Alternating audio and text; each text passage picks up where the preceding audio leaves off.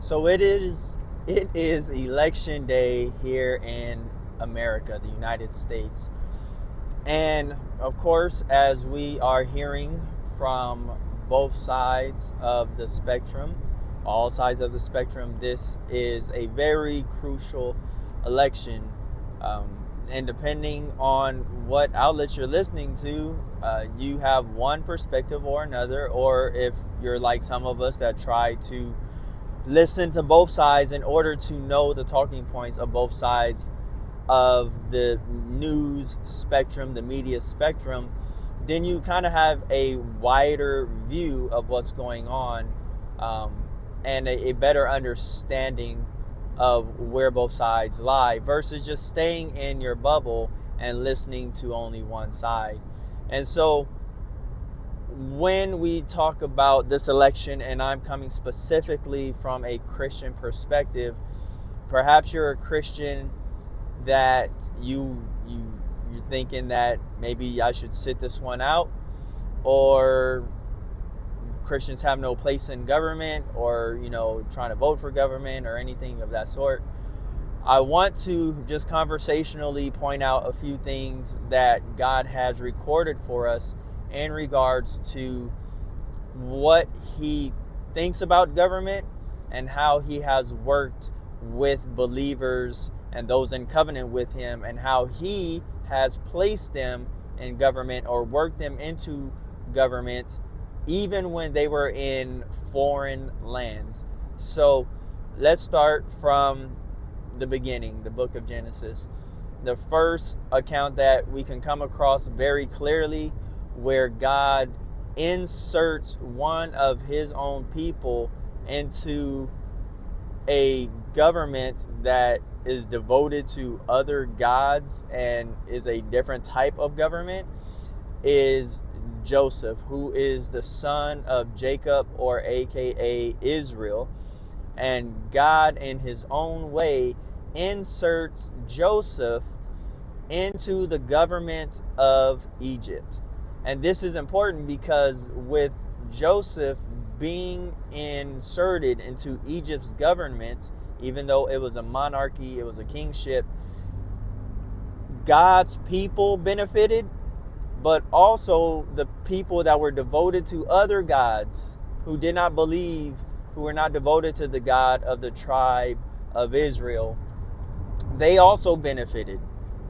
And so point number one, even just in talking about that, when godly people, people who are devoted to the one true God, are placed in government by God and are placed in positions of influence by God, everybody benefits. Because when there was a famine, it was God's appointed government representative, Joseph, that God gave him the wisdom of how to avert disaster and high levels of death in an upcoming famine that affected that whole region.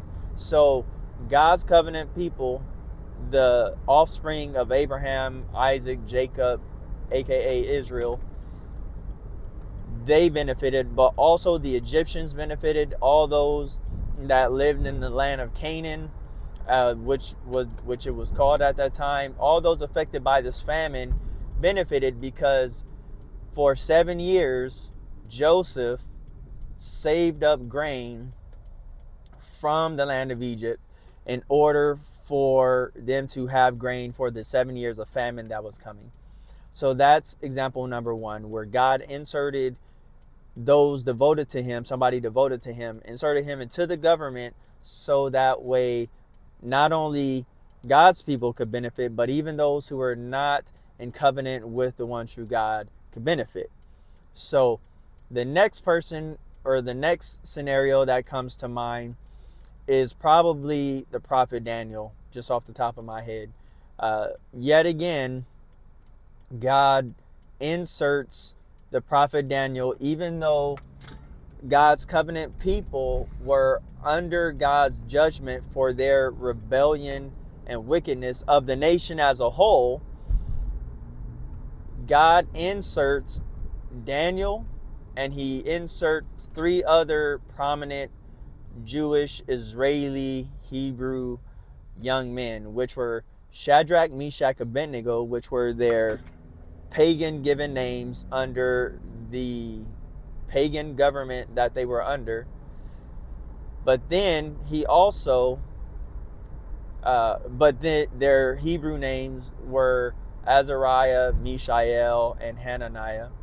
And he inserts them, and through supernatural means, well, one, because they stayed devoted to God, even in a pagan society, God blessed them with wisdom that were, it says that their wisdom was 10 times greater than the wisdom of the other spiritual advisors. And spiritual advisors a lot of time were used for civil matters as well.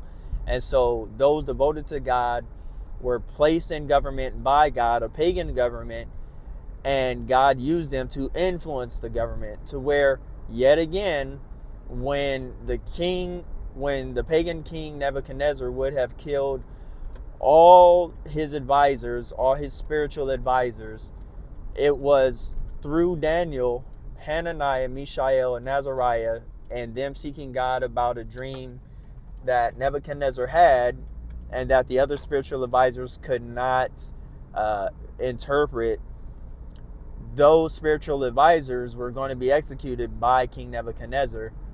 But because Daniel, Mishael, Azariah, and Hananiah, because they sought God, praying and fasting, God revealed to them the dream that Nebuchadnezzar had and the interpretation. And all those other astrologers, mediums, whatever their titles were, their lives were spared because of God's people who were in the government. And it also gave God's people influence, as King Nebuchadnezzar recognized and publicly recognized that no other God could have done what the God of these three Israeli, aka Jewish, aka Hebrew boys, what their God was able to pull off for them. Then yet again, Hananiah, Mishael, and Azariah, they are thrown into this fire pit because they refuse to bow down to the statue and refuse to serve the gods of the pagan society that they were in. And through being thrown into the fiery pit, God sends an angel to protect them. And when King Nebuchadnezzar sees that they're being protected by this angel, it yet again amplifies within this pagan government that are worshiping other gods, that are devoted to other gods. It amplifies yet again the truth that the one true God that they are in covenant with, that is in covenant with them, how real, present, and powerful he is. And then you have people like Esther that God puts in the Persian government. You have her cousin / uncle, whichever one it is, Mordecai. And through being involved in government, God is able to use those he's in covenant with, or those devoted to him. He's able to use them to bring his influence into that government, but also to preserve those he is in covenant with. And then when you get to the New Testament, you see, even though it's a different type of government, it's not as much of a representative government. It's the Roman Empire. There are many people. There's no voting for who's in power. It is just the emperor, the Caesar, the reigning Caesar of the time, and they're put in place by whoever they're connected to, and whoever the Caesar, the previous Caesar is, and how they're connected to that Caesar. And so Paul, the Apostle Paul, and the Apostle Peter, they say that we're to pray for our leaders. In Romans 13, the Apostle Paul says we're to pray for our leaders. We are to be submissive to godly government. Where we can do good, we need to do good when it's not in opposition to God's laws and God's kingdom. as well as the Apostle Peter in 2 Peter 2, he talks about how we need to be prayerful for our leaders. We need to be doing what's right. But just as with God's people in the old covenant, because God does not change, it is ungodly society and wayward churches that change. God's people, just like Mordecai, just like Esther, just like Daniel, just like Shadrach, Meshach, Abednego, Hebrew names, Hananiah, Mishael, and Azariah, just like Joseph, just like Daniel, if I didn't mention him already. God's people need to be influential in their society and, when possible, in their government. So my conclusion from that and from all that is that if you can be influential in the way your society runs, if you can be influential in the way your government runs, us as those who should be in covenant with God, when we're born again of water, spirit, or devoted to God to whatever degree, we need to do what we need to do, because your children are affected, your grandchildren are affected, your neighbors are affected, your loved ones are affected.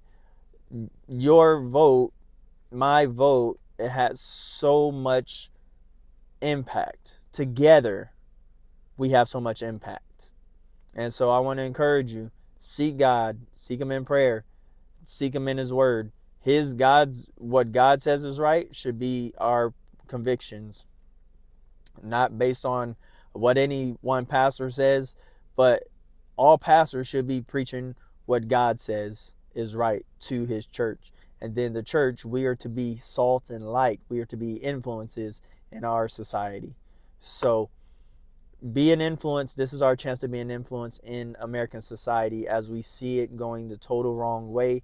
This is our opportunity to influence our society as God's representatives in this age. So go vote, be an influence. God bless you in Jesus' name.